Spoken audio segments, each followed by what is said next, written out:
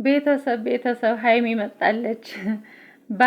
በሀብ ቤት እንግዲህ አግኝተናታል።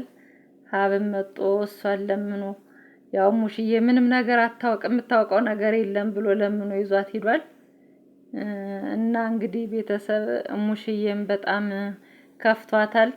በዋዜማው ነበር የጠበኩሽ ብዙ ነገር አስለምደሽኝ ምናምን እያለቻት ነበር። ሀይሚም ላለመናገር ብዙ ነገር አለች። ከእንግዲህ ይቅርታ ብላለች ሀይሚ ይቅርታ ያው አስለምጄ ስለቀረው ከእንግዲህ ለፋሲካው ብላለች። ለፋሲካ እንግዲህ ተስፋለን ማለት ነው። እኛ ተስፋለን ምንም ነገር ጸብ እንደሌለ ተስፋለን ማለት ነው። እንደ ፋሲካ አስቀድማ ካሰበች እና ያው ብሩኬም አልተገኘም ምንም አላለም። እንደው የሀበሻ ቀሚስ እንኳን አልለበሰችም። እንደው ከሚገርማችሁ ነገር ማለት ነው አመት በል ራሱ አልመስልም። በቃ እንዳዘቦት ነው የሆነችው። እና በጣም ይደብራል። ግን ስላየዋት እኔ በጣም ደስ ብሎኛል። ቀኑ ሙሉ ያው ከፍቶኝ ቢሆንም አሁን ስላየዋት ግን ደስ ብሎኛል። ያው ደግሞ ስቃለች ችግር የለውም።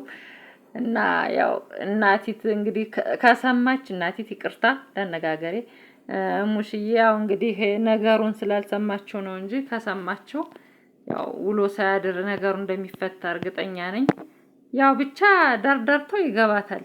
አሁን ግልጽ እንትን ባይላት ዳርዳርቶ ይገባታል። ብቻ ታስታርቃቸዋለች ብዬ ተስፋ አደርጋለሁ። እኔ ማርያምን ዛሬ ማወራው ሁላ ነገር ጠፋብኝ። ያ ሁላ ወሬ ጠፋብኝ እኮ በጣም ነው የሚጨንቅ።